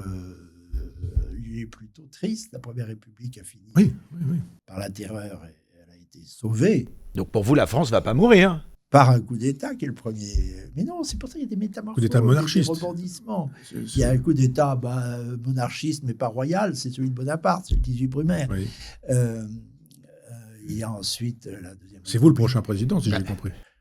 Ben, Pas de la République. Il me manque quelques chars, ou des drones, parce qu'il paraît que les drones sont beaucoup plus efficaces que les chars. Mais attendez, tout se prépare. J'ai confiance dans l'avenir. L'avenir dure longtemps, comme a dit un jour le comte de Paris. C'est beau, l'avenir dure longtemps. Faites sa place à l'histoire dans sa grande dimension. C'est pas Althusser qui a dit ça, l'avenir dure longtemps. Peut-être qu'il a pris au comte de Paris. C'est le titre d'un de ses livres, je crois. Bon, bref. Mais ceci dit, Althusser vient de l'Action française. C'est ce que lui aussi. C'est allusif. C'est pour ça qu'il l'a pris. Je crois que c'était une devise de l'Action française, l'avenir dure longtemps. La Deuxième République, laissez-moi finir mon déroulé, Éric. Allez-y, mais il est long votre déroulé alors. Il y a plein de parenthèses. Heureusement qu'on n'est pas 10 à débattre. À sombrer dans l'anarchie, sauvé par un coup d'État, celui de Napoléon III, la Troisième République, a sombré dans une défaite sans pareil, sauvé même par 2 coups d'État. Parce que le 18 juin, mon cher Michel, le secrétaire d'État qui s'en va à Londres et qui dit « Moi, maintenant, c'est la France, ça s'appelle un coup d'État » ou je ne sais pas ce que c'est. Bon, puis il y a eu le coup d'État du maréchal qui n'a pas fait ce qu'il avait promis de faire le 10 juillet, c'est-à-dire proposer à l'Assemblée une nouvelle constitution pour la France. C'était encore un coup d'État. Donc cette fois, il y en a eu 2. Puis quand même, on s'en est bien sorti. En 1944, on était à la table des vainqueurs. 45, pardon. Vous avez oublié 58. Et puis en 58, si c'est pas un coup comme d'État, votre ami Mitterrand, coup d'État permanent. Ben, il avait tout à fait raison. Il n'était pas permanent parce qu'ensuite il a été validé, comme la plupart des coups d'État d'ailleurs, par les Français. Oui. Donc le coup d'État est salvateur quelquefois. Un coup d'État quand il est validé par les Français n'est pas un coup d'État. Ça s'appelle un référendum. Ex post, ça s'appelle un référendum. Oui, mais après le coup d'État, le référendum l'a validé. Voilà. Bon, bref. Et donc pour votre histoire lancinante, Éric, je vous répondrai très simplement pour ne pas monopoliser la parole. Je ne crois pas que la France puisse mourir. D'abord, je crois qu'il y aura toujours de la France dans les siècles à venir, mais pas de nominalisme. Ce ne sera peut-être pas le nom de France. C'est pour ça que je crois aux métamorphoses. Pas de nominalisme. La chose est Une plus France importante bouddhiste qui ne que le nom. s'appellerait plus France et qui serait quand même la France. Eh ben, il y a des métamorphoses, encore une fois. Et ça me remplit d'optimisme. Ça ne m'empêche pas de combattre et de faire des coups d'État si je peux en faire un jour. J'espère qu'il n'y a pas de police à la sortie de ce studio, parce que je crois que c'est interdit. Oui, non, mais heureusement, c'est un discours imagé. Personne ne J'entends. nous écoute. Bien entendu. D'ailleurs, nous sommes dans une cave. D'ailleurs, il y a de plus en plus de personnes, ça aussi, on l'a vu, le transfert de ces publics vers les médias alternatifs qui ont de plus en plus d'influence, et d'ailleurs contre lesquels le président Macron veut de plus en plus lutter. Mais pour revenir à ce sujet sur la civilisation, donc finalement, vous n'êtes relativement pas plus indigné que ça par ce que dit Michel Onfray. Vous considérez que ça peut persister, mais sous une forme différente. Je suis désolé de vous dire ça, mais je ne sais pas s'il n'y a pas une once de nihilisme chez vous. Ah, mais ça me convient tout à fait. Hein?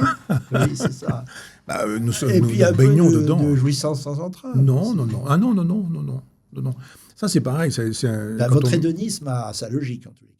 C'était surtout un hédonisme ascétique qui s'opposait à l'hédonisme. Oui, c'est ça. Consumériste, je l'ai beaucoup dit à l'époque, mais ça dire 500 fois. Là, on va se retrouver d'accord sur le mésusage des mots. Si vous parlez d'hédonisme, vous parlez de plaisir. D'abord, vous excitez, vous énervez tout le monde. Vous voulez dire qu'il se réjouit de ce qu'il dénonce, de ce qu'il dit ? Je ne comprends pas bien ce que vous dites à Michel Onfray en ce moment. Ce que vous dénoncez chez Michel, c'est quoi ? Je pointe un petit nihilisme assumé, tranquille. Donc allez-y, explicitez pour les gens qui nous écoutent. Parce qu'il y a un combat chez vous qui est un combat commun. Ça, on ne peut pas s'empêcher de ça, quel que soit l'avenir à long terme, qui ne nous appartient pas, encore une fois, et on n'en sait rien. Notre mission, à vous comme à moi, comme à tous les intellectuels, c'est de combattre les mensonges. Et ça, vous le faites avec une pertinence, quelquefois une violence que je respecte beaucoup, j'admire, parce qu'il y a compris avec la psychanalyse.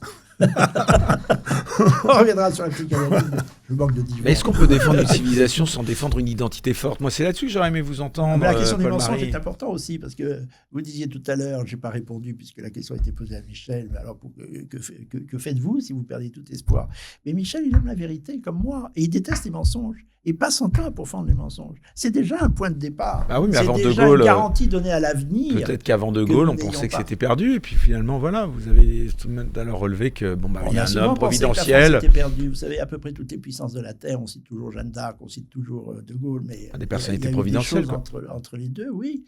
En 1709, vous savez, à Malplaquet, toutes les puissances de la Terre pensaient que la France était enfin finie, parce que la France est la grande... Parliez de Philippe de Villiers, là, il a une sorte de résurrection médiatique, tout le monde l'écoute.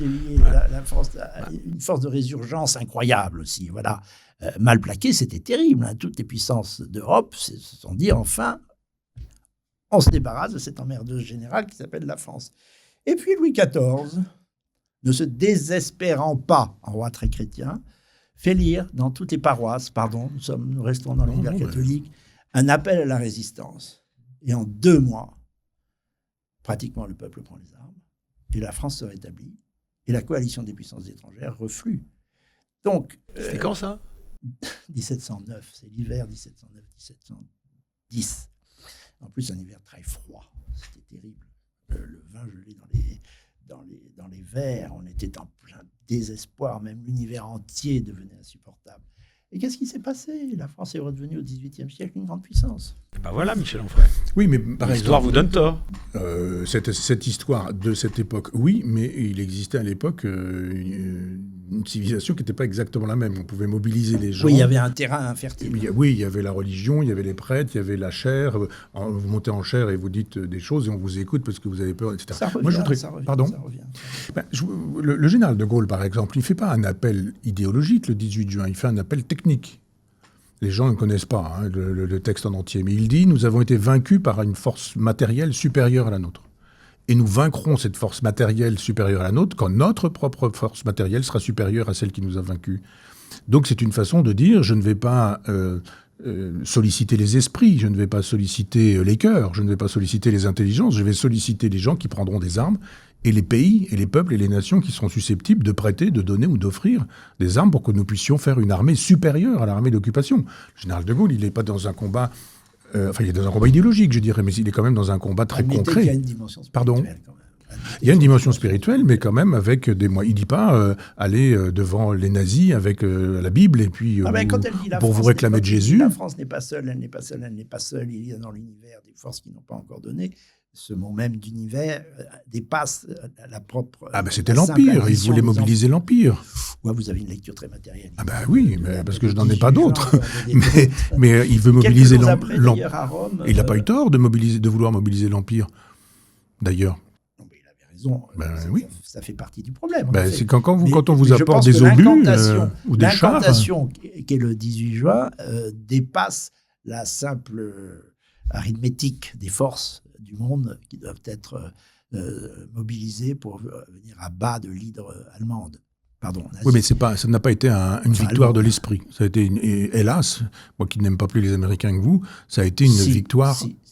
La résistance, c'était pas un calcul. C'était une force de l'esprit. On a résisté parce qu'il fallait résister. C'était une force matérielle aussi. Oui, mais le général de Gaulle a dit aussi. Les êtres, il a débarquement, en effet. Les a fait bouger. Non, mais le général de Gaulle ne voulait pas de cette résistance qui consistait à battre des gens dans la rue, en disant c'est pas comme ça que la. J'y peux rien dans l'histoire. La résistance a joué le rôle. Si vous m'aviez permis d'aller jusqu'au bout, je vous disais que ce que voulait le général de Gaulle, c'était construire une armée d'intérieur prête pour le 6 juin, le débarquement. Et ça n'était pas en tuant des officiers nazis dans la rue, il l'a dit lui-même, arrêtez de faire une chose pareille, il était contre. Quand les communistes, après le pacte germano-soviétique, ont commencé, parce qu'ils avaient évidemment une réputation à se refaire, à buter des officiers nazis dans la rue, le général de Gaulle a dit stop, c'est pas ça la résistance. Il a désapprouvé, c'est un fait. C'est pas ça la résistance. Donc la préparation d'une armée de l'intérieur qui était voilà, on est d'accord. Bon. Mais il y a des résistances, c'est pas la même chose de partir le 18 juin. Elle est faite de conscience, elle est faite d'individus, regardez comment ils meurent. Ils n'ont pas calculé qu'ils auraient des places dans une France libérée un jour. C'est la conscience, c'est la morale. Et c'est quelquefois, très souvent, dans le cas des premiers résistants qui étaient, qui étaient des catholiques d'Action française. Ça, c'est vrai, bien sûr. Mais il y a une force morale là derrière. Non, mais on est d'accord. Mais après, quand il y a le STO, il y a des gens qui veulent juste ne pas partir au STO. Et qui s'en vont dans les maquis, non pas parce qu'ils aiment la liberté ou que les forces de l'esprit les conduiraient. Ils veulent juste pas quitter la maison et rester pas loin de chez papa-maman. Dit Mère Angélique de Saint-Arnaud, il y a de tout dans certaines âmes, et parfois au même moment. Donc, oui, il y a du calcul, et il y a de l'espérance. Moi, je suis pour, justement, vous disiez tout à l'heure, pour démystifier ou démythologiser. Aujourd'hui, vous avez des résistants de la 25e heure qui nous disent, moi j'ai résisté, j'ai porté un billet en 1944, le 19 juin. Mais si, j'en ai connu dans des... Moi, j'en ai connu qui étaient des braves gens qui ont risqué leur vie parce qu'il y avait des aviateurs qui le cachaient. Oui. Et ils savaient très bien que si les Boches, ou les Schleux, ou les Fritz trouvaient, eh bien, ils étaient alignés dans la cour de ferme, ils passaient par via trépas. Ils ne l'ont pas fait parce qu'ils calculaient qu'un jour à quelle date c'est arrivé parmi les premiers parachutistes, le parachutage anglais, c'est-à-dire 42. Oui, déjà 42. 40, 41, 42. Non, mais moi, vous savez, j'ai parlé de résistance, l'âge d'or, l'âge d'argent, l'âge de fer. Dès l'année 40, vous savez. Oui, non, mais moi, je pense que la vraie résistance. Mais la vraie résistance, c'est 40 pour moi. Les vrais héros sont les gens qui répondent. Comment on se bat pour préserver? Non, mais c'est pas les gens qui sont collabos pendant 2 ans avec le pacte germano-soviétique, comme tous les communistes, et qui après disent allez, on rentre dans la résistance. Je ne résume pas la résistance aux communistes, mon cher. Pardon? Je ne résume pas la résistance aux communistes. Non, mais moi je vous parle de 2 années, des 2 années du pacte germano-soviétique. Il y a de tout dans certaines âmes. Même s'ils sont communistes, ils peuvent aimer la France, et ça peut être un emportement supérieur à toute affiliation. Ouais, dites donc. C'est compliqué la vie. Non, c'est simple, c'est extrêmement simple. Des gens qui disent qu'ils ont été résistants alors qu'ils ont été 2 ans collabos et qui sont devenus résistants parce que Hitler est rentré en Union soviétique avec Barbarossa. Hitler ne serait pas rentré dans l'Union soviétique, il serait resté collabo jusqu'à la fin. Il y a des communistes résistants avant Barbarossa. Mais qui sont individuellement communistes. Et qui sont souvent, d'ailleurs, juifs. Parce que ça, effectivement, ça permet de comprendre le réel bien plus vite que chez les autres. Mais donc, non, il faut écrire l'histoire. Les gens qui... Même chose, je vous dis, il a été au débarquement. Vous dites, ah oui, et quel jour? Parce qu'effectivement, si vous descendez sur des barges le 6 juin 1944, c'est pas exactement la même chose que si le 25 juin, vous descendez des mêmes barges, mais avec les Allemands qui ne sont plus là. Le 25 juin, il était encore là. Non, mais vous êtes... j'entends bien, mais c'est plus exactement la même chose. Tout a été bardé. Bon, oui, même plus tardivement. 27 juillet, ils sont dans mon village à Chambois pour libérer. Donc je connais. Peine, et ils ont eu du mal à arriver à Caen. C'était normalement le lendemain. Ça a pris plusieurs semaines. Donc je connais l'histoire. Et là, d'ailleurs, on a vu des gens qui qui avait rentré le portrait de Pétain pour sortir le portrait de De Gaulle. Et ceux-là, évidemment, nous ont dit après qu'ils étaient gaullistes et résistants. Sans oublier ceux qui étaient les gens de la... Ben oui, mais tous ces gens des FFI... Mais comme simplification, moi j'ai vu partout, à Bordeaux, petit, chez mon grand-oncle par exemple, j'ai vu à plusieurs reprises cohabiter... alors au début c'était dans le salon, ensuite c'était dans la chambre à coucher, De Gaulle et Pétain. Il y avait au-dessus du lit de ma grand-tante Pétain, au-dessus du lit de mon grand-oncle. En 80, ils ont voté Mitterrand. Il y en a des gens comme ça qui sont toujours du bon côté du manche, mais bon, voilà, on est du bon côté du manche quand... un peu trop vite aussi, Pétain et De Gaulle. Bon, enfin, bon, comment on se bat pour préserver notre civilisation? Vous l'avez dit, c'est quoi? C'est l'éducation, les jeunes, ça vient d'où? Qu'est-ce qu'on fait pour... Est-ce qu'il y a encore un sauvetage possible qui peut ne pas passer par une guerre civile, à vous entendre, ou par un coup d'État? Mais ça vous fait peur, la guerre civile? Chez les catholiques, il y a un devoir de résistance. Vous savez, saint Thomas d'Aquin l'a théorisé. Résister, y compris violemment, quand l'ordre est injuste, est un devoir. Voilà, c'est un peu ce que nous faisons, et pour l'instant, pas violemment. Mais peut-être qu'un jour, je vais m'énerver, pour tout vous dire. Je pense que nous allons vers l'énervement. Parce qu'il y a des gens énervés en face qui n'attendent que ça, que d'énerver ceux qui sont en face. Et qui, dans ce cas-là, pourrait se lever? Tout le monde contre tout le monde. Enfin, je veux dire, ceux qui détiennent les points de deal dans les banlieues, ceux qui estiment que l'horizon de la France aujourd'hui, c'est la Palestine, ceux qui, derrière Mélenchon, etc., etc. Enfin, il y a une 5e colonne française là, qui est là en disant la France est en train de disparaître, est en train de mourir, c'est tant mieux, vive notre nouvelle France créolisée, etc. Il y a des gens qui mettent de l'huile sur le feu. Quand même. Vous partagez cette analyse? Ah oui, la 5e colonne, je pense que l'armée des banlieues, ça serait plutôt une armée à la disposition des États-Unis, telle que je la vois. Ah bon? Eh oui. C'est plutôt comme ça que je vois les choses. Ils sont très travaillés dans les banlieues. Ah oui, vous pensez que... Un service américain. Oui, bon, ça se voit. Il y a beaucoup de des faux indigènes qui sont justement pas indigènes, qui sont pris en main par le cerveau, pour commencer, par les États-Unis. C'est pour ça qu'il m'amuse beaucoup votre premier point de notre conversation. Donald Trump. Monsieur Trump et consorts, je ne porte pas tellement dans mon cœur, pas même le vice-président pour chrétien catholique. J.D. Vance, voilà. Se prétend être, et que le pape a remis vertement à sa place d'ailleurs. Il a bien fait. Enfin, Medvedev, l'ancien président russe, a confirmé que voilà, ce diagnostic était selon lui. Il a dit exactement. C'est différent parce que les États-Unis ont passé leur temps à foutre par terre la civilisation française, et après, au bout d'un siècle, ils disent ça va pas bien, l'avenir est fini. Mais évidemment, c'est dans leur logiciel depuis le départ. Les États-Unis ont commencé par foutre par terre toutes les civilisations d'Amérique. Enfin, ils nous ont un peu aidés quand même. Au 18e, vous le rappeliez tout à l'heure, le débarquement, c'est pas... J'aime bien que vous disiez un peu, oui. Ouais. C'était content de les avoir quand même au moment du débarquement, les Américains, non? C'est comme en 2017. En 1917, ils sont arrivés bien tard, ils n'ont pas été si décisifs. L'historiographie, en dehors de l'idéologie, a bien montré que ce n'était pas si décisif que ça. Mais vous savez, il y a quand même un sacré toupet de la part de Trump et consorts à considérer que le cadavre est consommé après avoir passé un siècle à nous assassiner.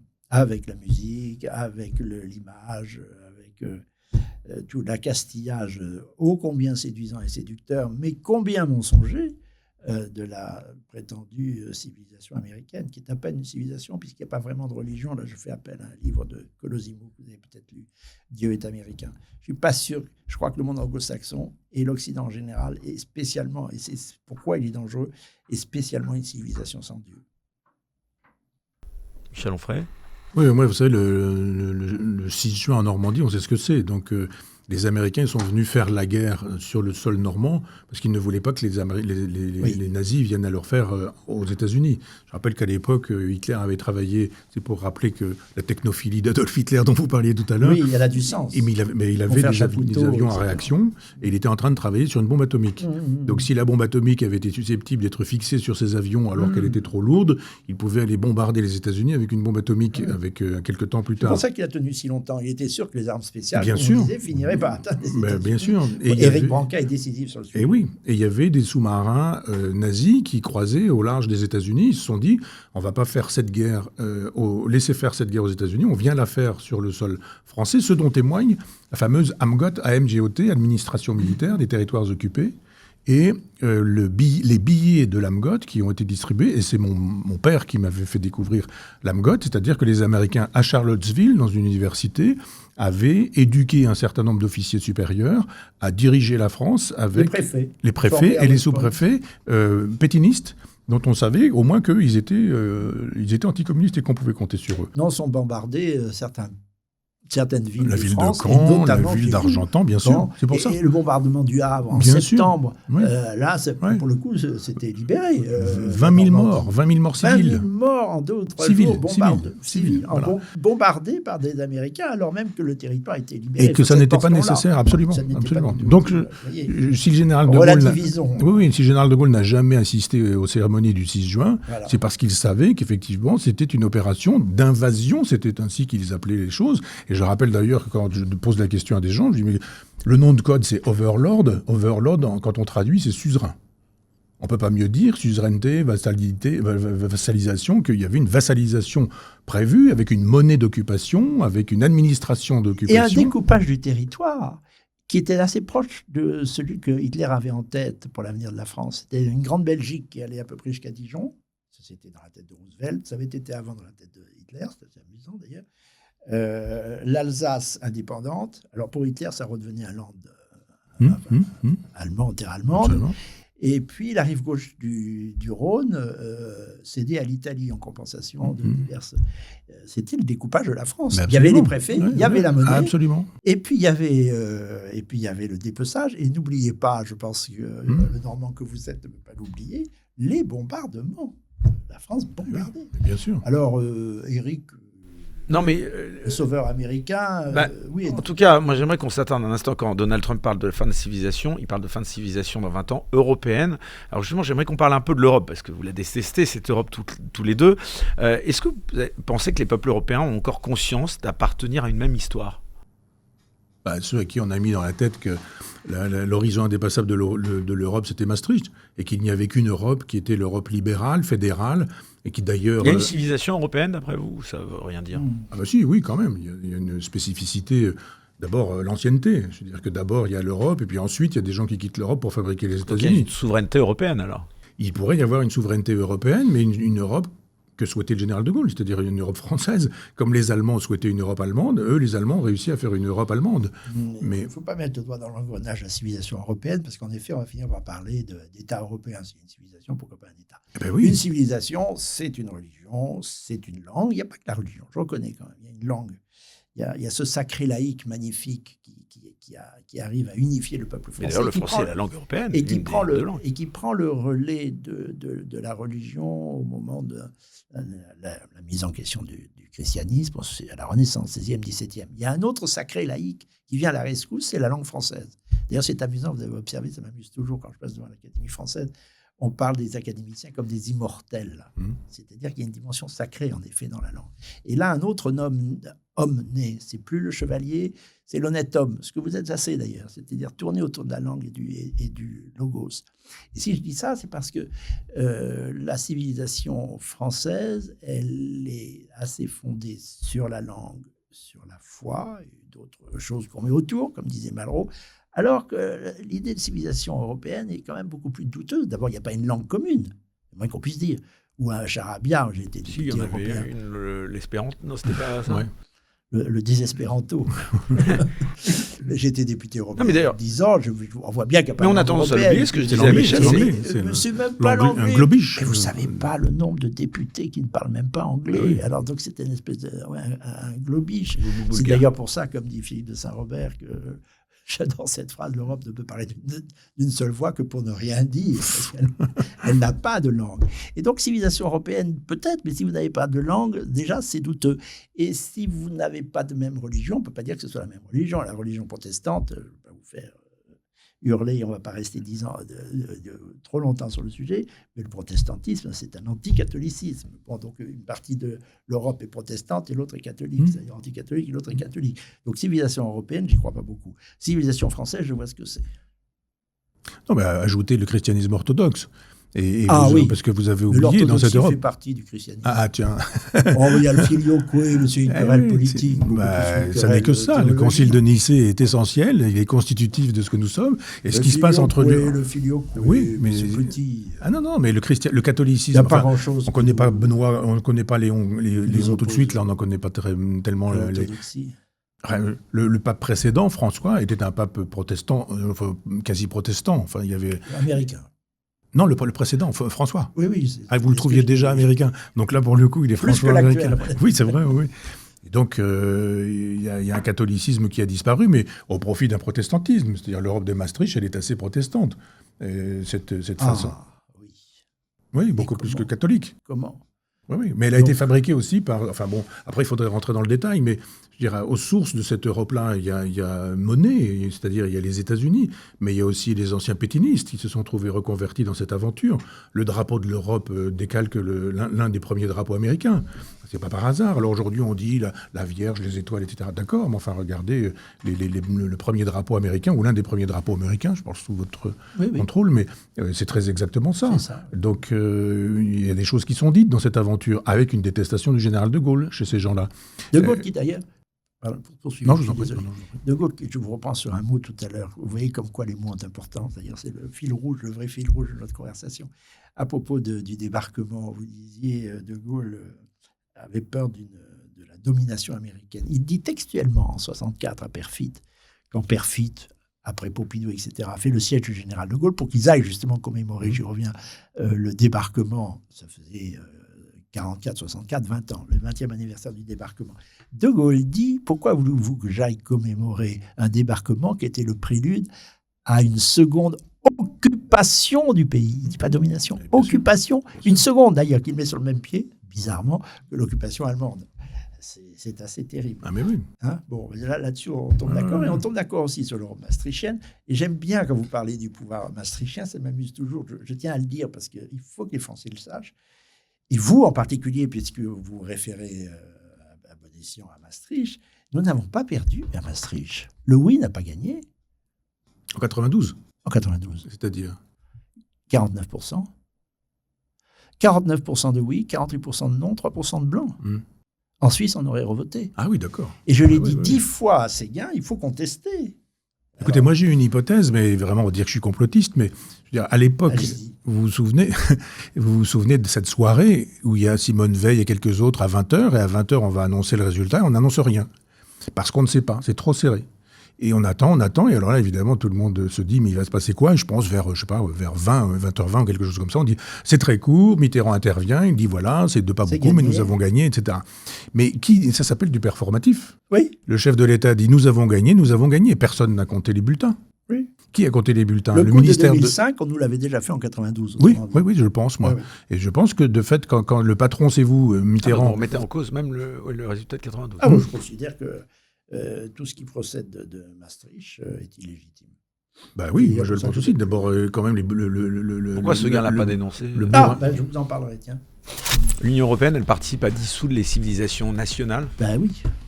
Oui, c'est l'acteur majeur. Ça, c'est comme phoné de l'américanisation générale. Enfin, de ce qu'on appelle la mondialisation et qui est à mes yeux une américanisation du monde. Ben, la globalisation. Attali n'écrit pas par hasard un livre dont le titre est « Demain, qui gouvernera le monde ?» Je ne parle même pas du contenu, le titre suffit. C'est-à-dire que le projet de gouverner le monde demain se pose pour quelqu'un comme Attali, et ces gens, effectivement, sont dans la perspective d'un État maastrichtien. Il a d'ailleurs le drapeau, la monnaie, etc., etc. C'est son armée, à savoir les juges, etc., etc. Et donc, il y a un moment donné où tout ça contribuera à faire un État qui sera intégré dans un gouvernement mondial.